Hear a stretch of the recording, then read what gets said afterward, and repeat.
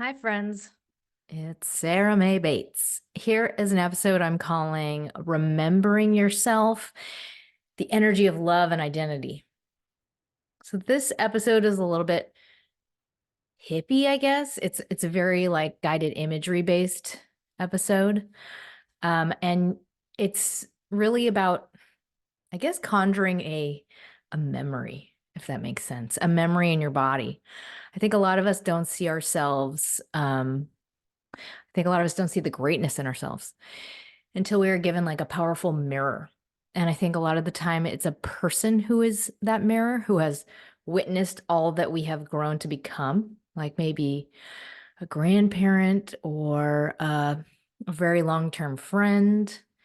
And that person can really bounce back to us the path we have walked and respond to us with the gravity of truth. And that's when things kind of hit us or resonate with us. And we'll feel, oh, wow, I see myself now. And I think it takes a person like that to pass along validation that reminds us of our own power and our own goodness and kind of restores us in a way. And through that, we can see a different version of reality, a different version of ourselves. And in those moments, we can look back and say, wow, look how far I've walked. So I wanted to walk a mental path with you today that hopefully curates that perspective or creates that perspective, creates a surrogate mirror.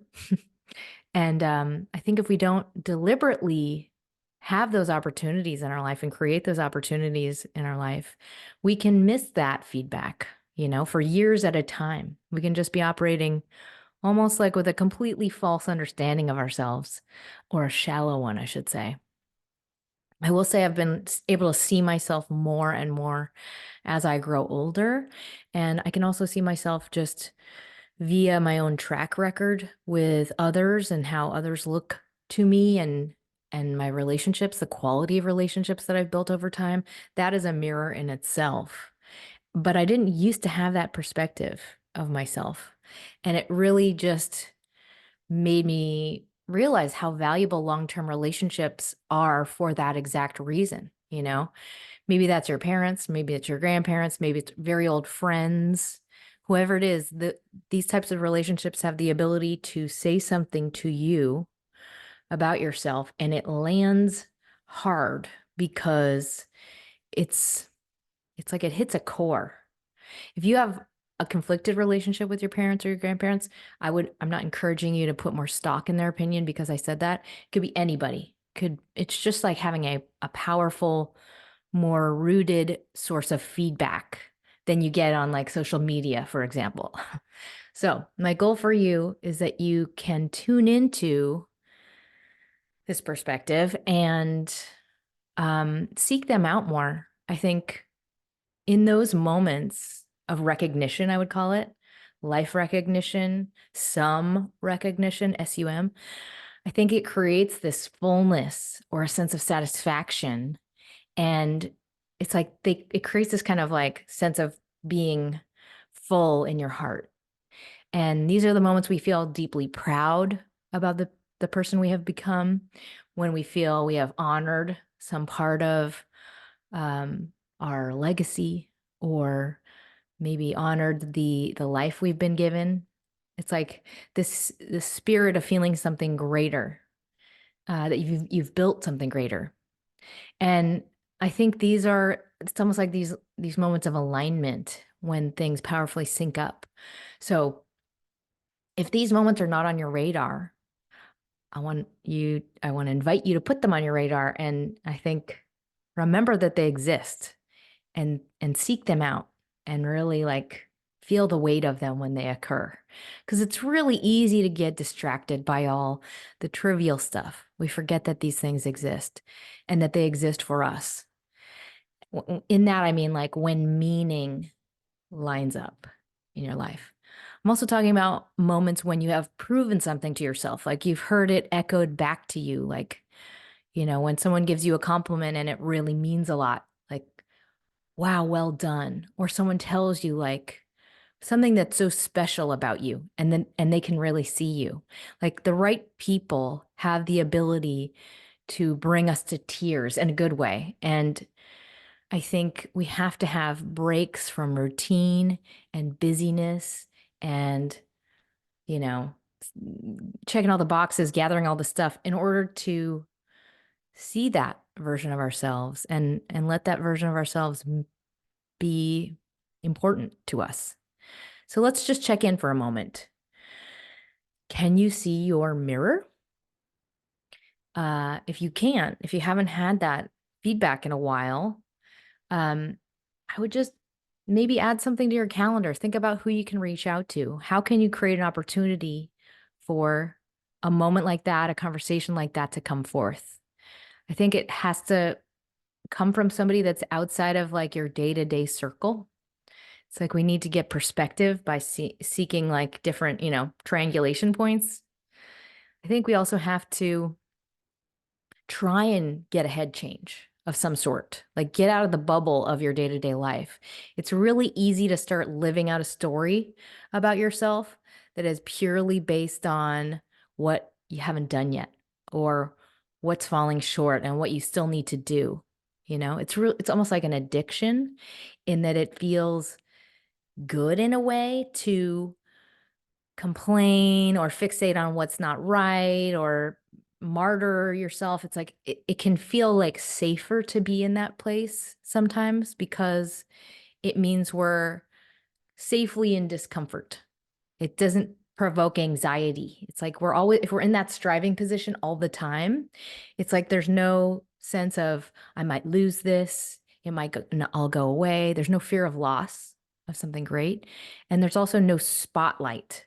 There's no intensity of like, I feel very exposed. I feel like everyone's focused on me. I feel very vulnerable. So it's kind of like if you're in a state of almost there, but it's not good enough, and then you're occupied, you're in a state of working on a problem. And so for a lot of people who have grown up with a lot of anxiety, it's comfortable to be in discomfort. So just wanted to call that out if that seems like it's something that's true for you. I used to doubt my validity and the strength of my character, like as a default. And that was because I was just kind of stuck in the old story that was true for a very long time. And it just kind of hung out, in my sense of self. And over time, what I would call the silent watcher, like the inner child, witnessed that old story was not true anymore. It took a very, very long time, but I kind of slowly realized like, oh, my intentions are actually aimed at something positive and good. And it's had to be earned like you do any other relationship. I had to witness my own track record and trust it in myself. And when you have that track record or that trust with yourself, it's something you can rely on throughout your life, including when no one else is on your side. And with this episode, I wanted to hopefully remind you of the truth of yourself, the goodness in yourself. So I have some energy tuning tools for you. And as I said, it's very guided imagery based. So with that, here are some touchy-feely tools. But first, a brief word from our sponsors.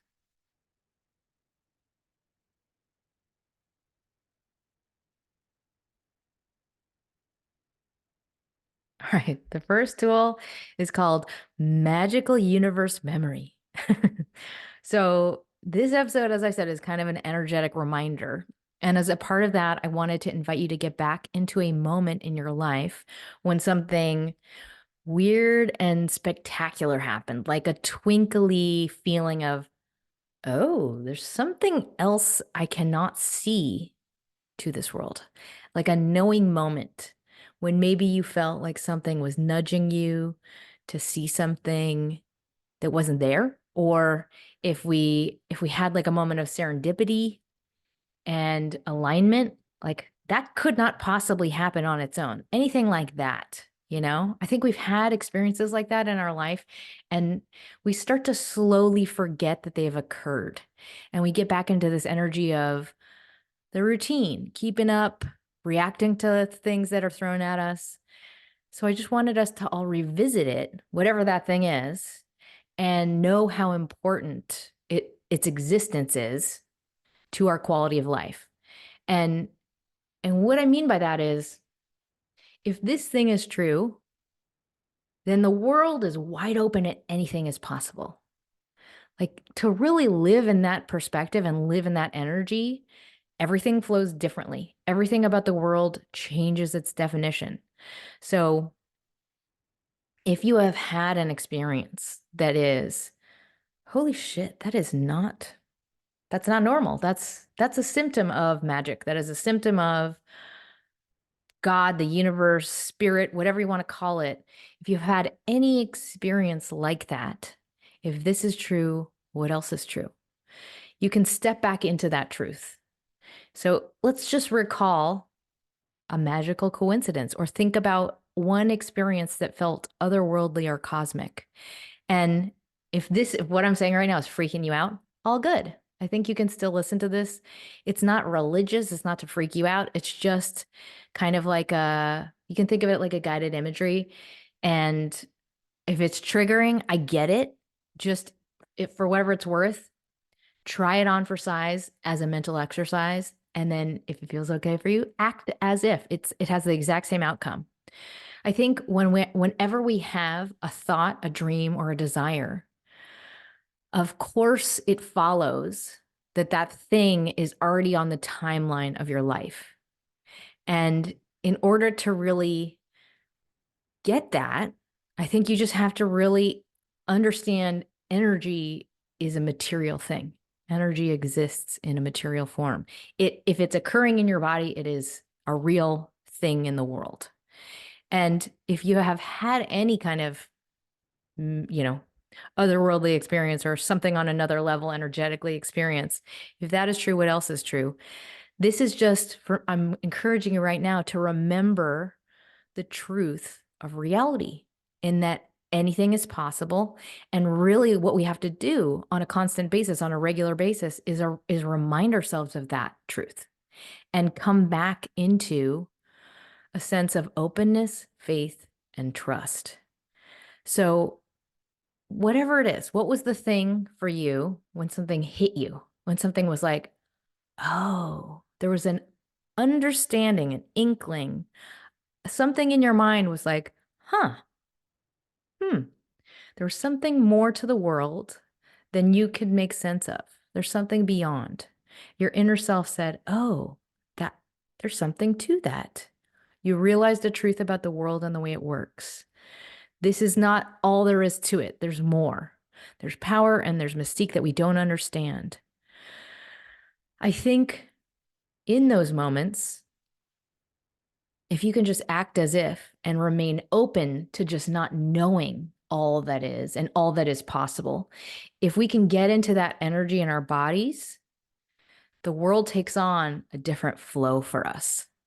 So it just tends to open doors in a different way. Things start to flow more so. Like, you get more and more of that energetic feedback from around you. So let's get into the energy of that right now. Think of whatever happened for you in your life, if anything has happened for you in your life, where things lined up or when some amazing coincidence happened. I want you to recall how that event played out.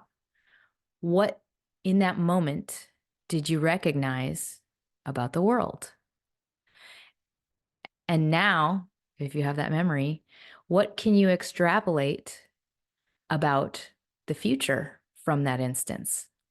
For example, something super concise like, things can align instantly in my favor, or the universe is kind, or there are sources of support that are outside of my field of vision that I can feel.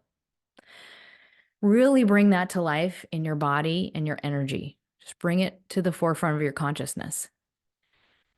And in a way, what I'm asking you to do is just resume a state of openness.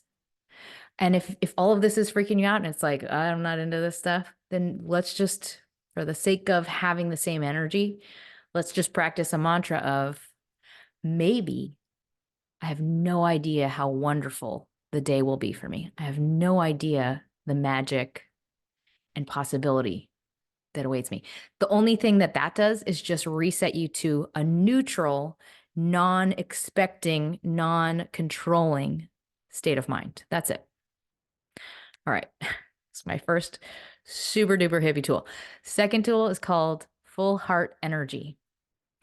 So this is really asking, how do you get to that energy of what I would call a full heart and not just a full ego?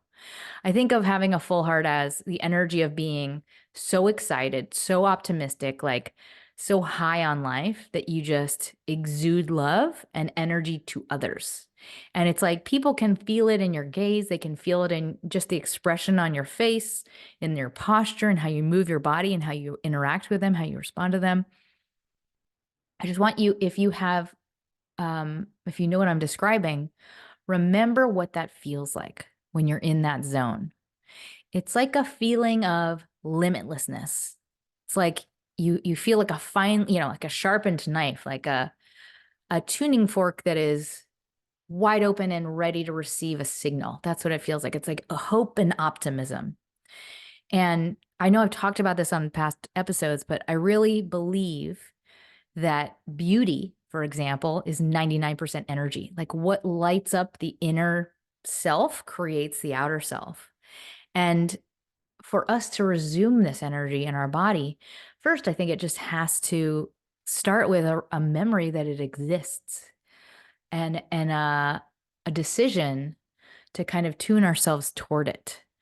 I think when we are in like the, drudgery of day-to-day routine stuff, or we're like feeling put upon, or we haven't slept, it's like it's its own self-perpetuating chain reaction of like, I feel this way, and now that I've said I feel this way, I want to feel it more.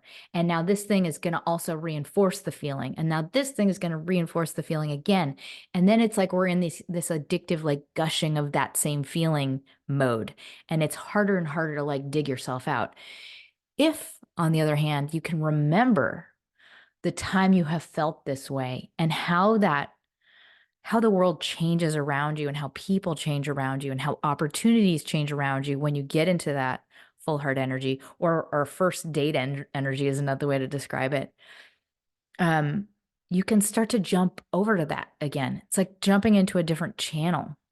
I think a lot of the time, if you're feeling like I can't jump into that channel, I think we need to get a head change. And by that, I mean like get out of the bubble and get into another version of yourself. Maybe that's visiting a very old friend. Maybe it's having a phone call with a very old friend. Maybe it's listening to a very old playlist. Maybe it's going to a new place you haven't been before.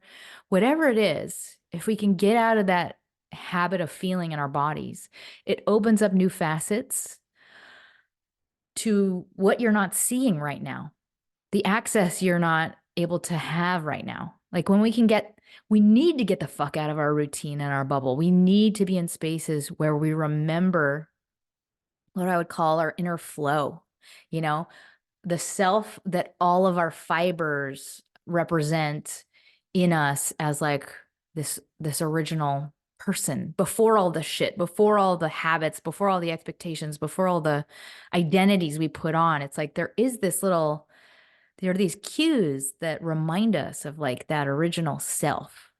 And so how can we leap into that energy in our bodies? And what are the things you recognize about yourself when you're in it?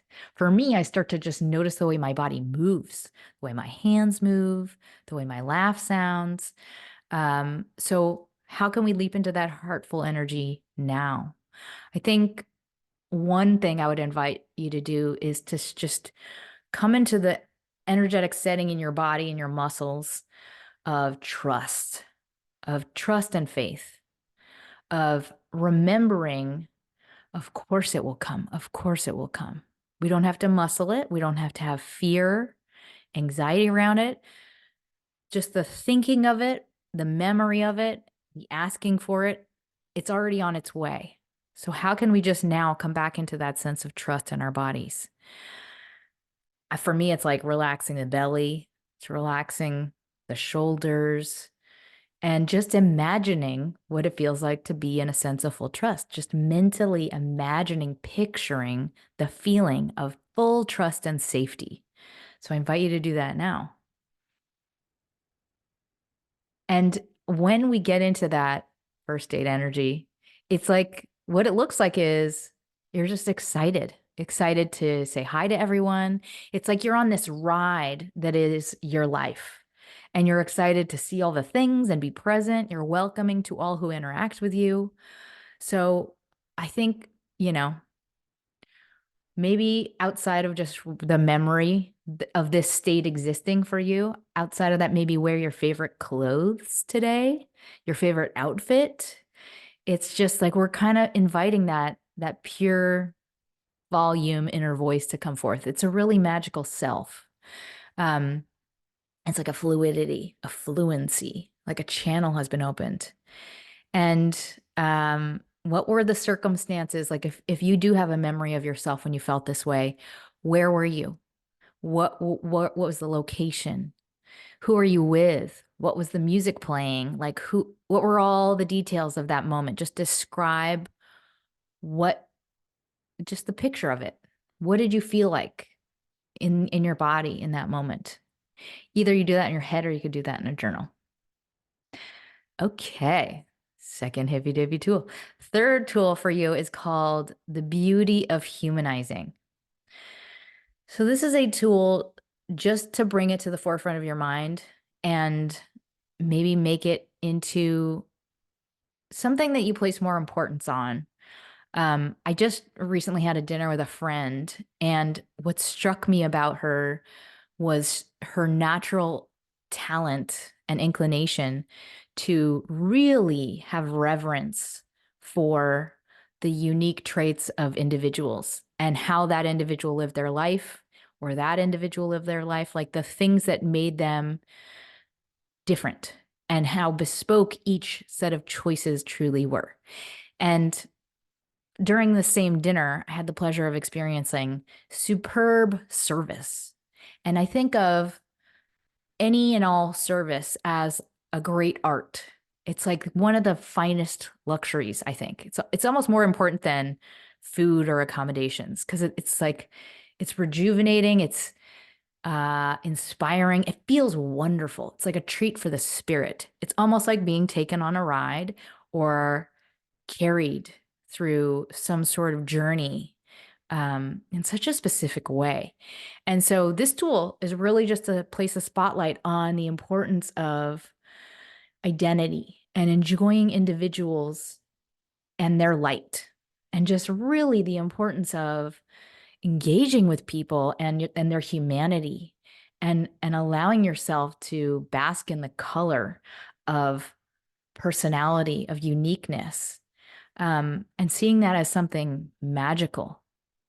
I think a lot of what the pandemic did to a lot of us is made us just decide to opt out of culture.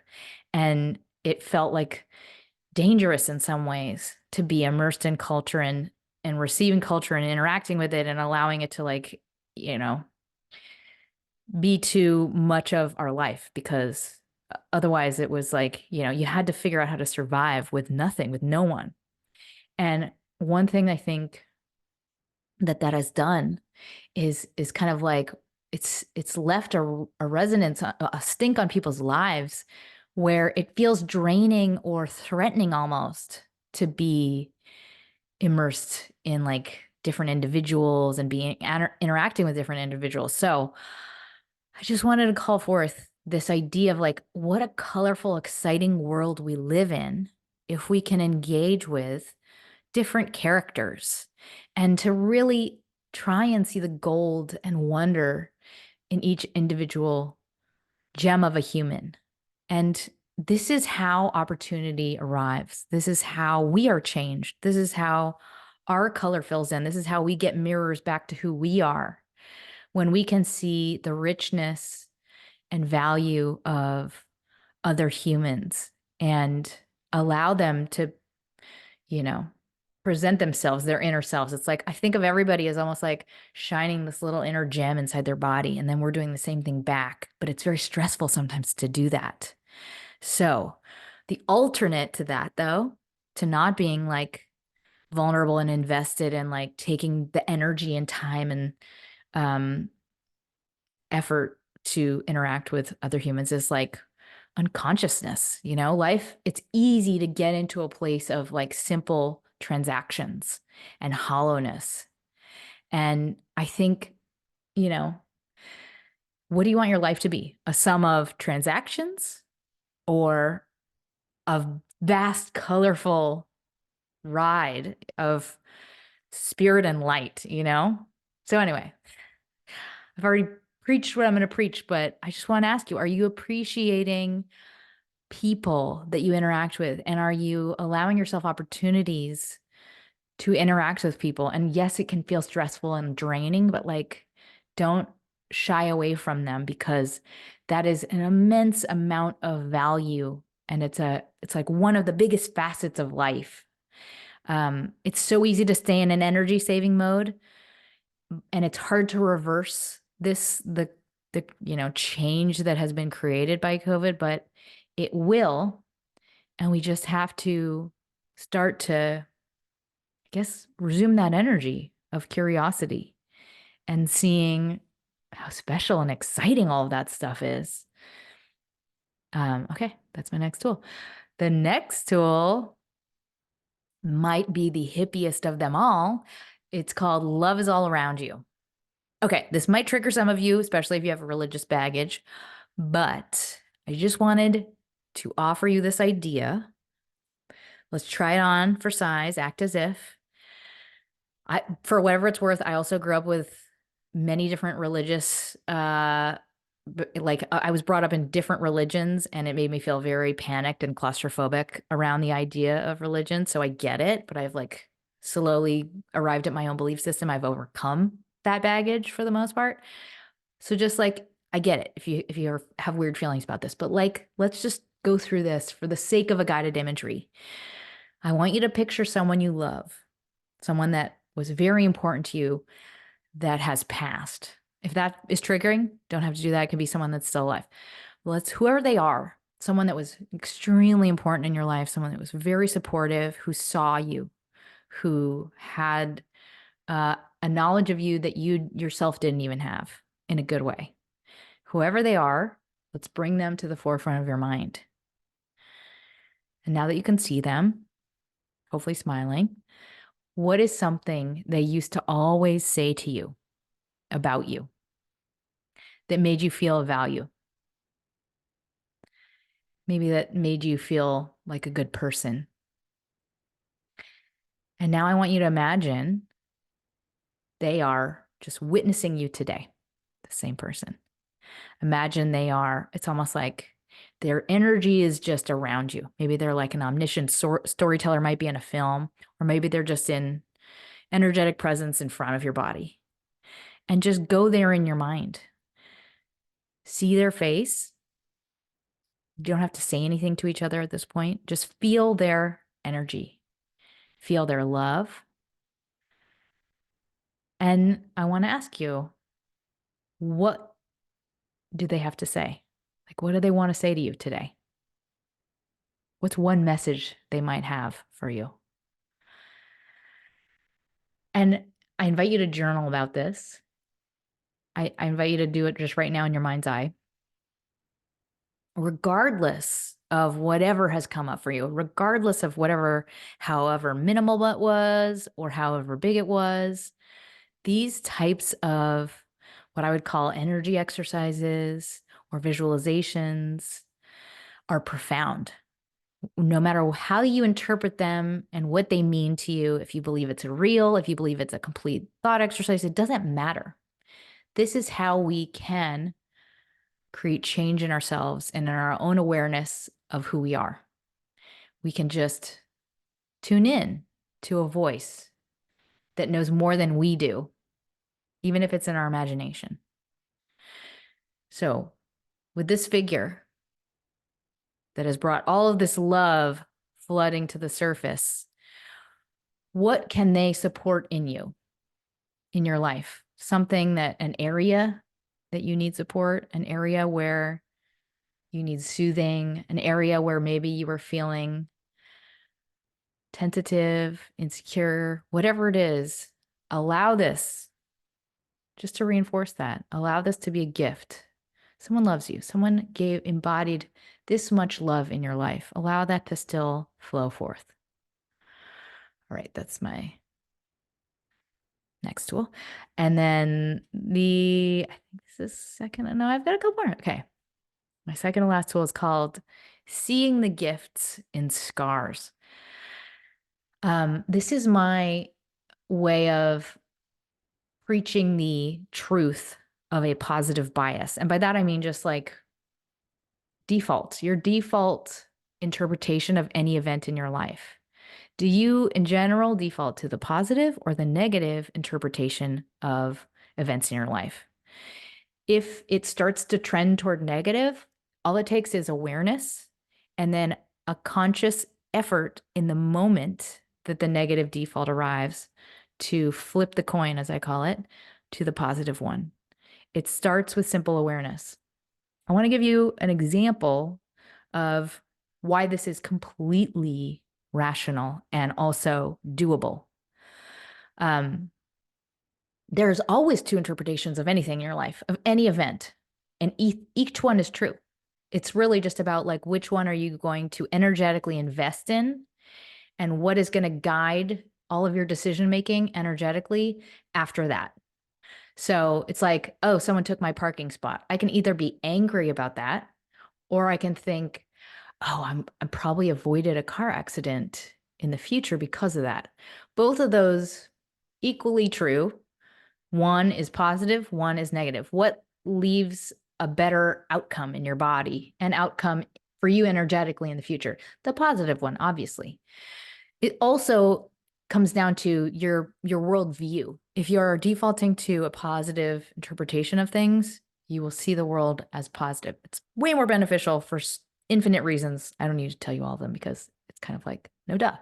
So I wanted to invite you to think about the positive bias when it comes to even things that haunt us. I think a lot of the time, shame is like it takes the longest to overcome shame because it's like something that haunts your psyche. And it's because we don't align character-wise. We have done something to betray ourselves character-wise. And so by default, those things, we can't let go of them, or our body has been trapped in an experience that doesn't align with us on a soul level. And I think what the key of it is, or the core of it is really just like energy that's stuck in our body. Either I wasn't able to help myself physically, or I hurt myself by not acting physically, or I'm in this experience and I'm not able to get myself out of it. And I have this stored up desire to flee. So like, that's what I would call like haunting energy, is like memories that were like, I still want to act. I still want to act. I still want to run. I have experiences like that haunt me, as I'm sure we all do. In those memories, though, you can even take that and flip it over. What's the silver side of that coin? This terrible thing that won't leave me alone. What's the silver side of that thing? For example, this is an event that will alter the future of my life. This is an event that is causing me so much friction that it will protect me and gift me with extra focus and extra energy and ability and insight in the future. That's the positive interpretation. I just want you to witness that is true, though, by the way. It's absolutely true. I see all things now as gifts. When something sits wrong with me, if I have a conflict where I'm not proud of myself, even in those, flip it over to see the silver. This has become an opportunity to make something of importance my focus. This is going to grow because of my attention. I am more aware of it. This is a silver coin because now this thing will not only be corrected, it will be overcorrected to something that is a new muscle on my body. We all have the ability to flip things over. And that changes how we navigate life. It changes who we are. It changes the actual fiber of who we are as people. And this just awareness and knowledge will last you the rest of your life. It's profound. Like the more something hurts in some ways, the more it's given us a springboard for change. So, all of that is to say, if you haven't been defaulting to positive, never forget all of the wounds are opportunities. Flip it over. All right. And then the last tool I have is called The Gifts We Were Dealt. This is a journal exercise or could be a reflection exercise to do in your head. I wanted to invite you to just, I guess, double down on who you are and journal about your upbringing and in pain or in happiness. Think about the gifts you were dealt and including the silver sides of the dark coins. Like, I feel strongly that we learn how to live and how to survive and our own sense of capacity from witnessing others. And we learn from parents or caregivers or the absence of them or their where they lack. We watch what they do and we gather information from that. And so I want to ask you, what maybe it's joy, the joy of witnessing how someone moved through their life, or maybe in the pain and the longing. What lessons were instilled in you? What gifts were instilled in you in your upbringing? For me, there was a lot of pain and anxiety and longing, but there was also a gift of self-reliance. I became an early adult, which made me feel a sense of my own power. And it's now my superpower, you know? I was also privy to seeing, I had grandparents that were like, no, they saw nothing as impossible, nothing as out of bounds, that anybody could do absolutely anything they chose to do.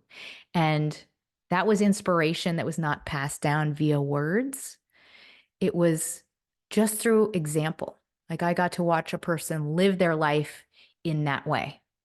And that type of learning, it creates a mindset in a person. It proves to you via behavior that you can and will do anything you decide to. So you too have superpowers. You have lessons that were bestowed upon you that nobody else has. So this is really just an invitation to think about, what are these rare and magical traits? And that was the episode. I hope it was uplifting and not too heavy, and that your day has some sort of magic, because it's out there, it's happening all the time. I wanted to thank my latest sponsors. Rachel, thank you so much for your generous donation, and anyone who has the means. Donations really help out the show. If you don't have the means, I totally get it. You can head to yaywithme.com, or you can head to my page on YouTube. And if you want to share an episode with somebody, that helps me as well. So in closing, you get to define what a happy life looks like for you, and what success looks like for you, and what a successful person looks like to you. And that is a definition that only you will know. And I think it will only be known to you when you allow it to arrive from a deeper place, you know? And by that, I mean, like, what makes you feel proud of yourself? What makes you feel nourished? What makes you feel so satisfied and hopeful and inspired? And that might be something that is not, you know, in the media or talked about or celebrated on Instagram or whatever. It's like those types of things are hard to quantify. But I think about that with like just someone appreciating uniqueness in humans and how colorful and interesting humans are and like what makes their life perfect for them. I just like love that. I love that idea of like there's a perfect life for every individual and none of those lives look the same. So what does your perfect life look like? It doesn't have to look like anybody else's. Doesn't have to have a marriage in it or 2.5 kids or a big house or a single location or a day job. It could be anything. It could be anything. So I just want to invite you to think about that. I want you to have a wonderful, nourishing life and be able to grow spiritually, creatively, and on a human level, like in terms of your breadth and compassion. And I also wanted to pass along that our energy is something we must tune and become aware of all the time, because that is how we experience a different version of the world. And whatever you love and feel excitement and meaning around, pursue it, follow it. It doesn't have to be like your job, but allow it to be present in your life and make it important. Put a little incubator around it and allow it to flourish, because it will grow quickly. It wants to exist. And I hope you enjoy this. I hope it didn't freak you out, and smile.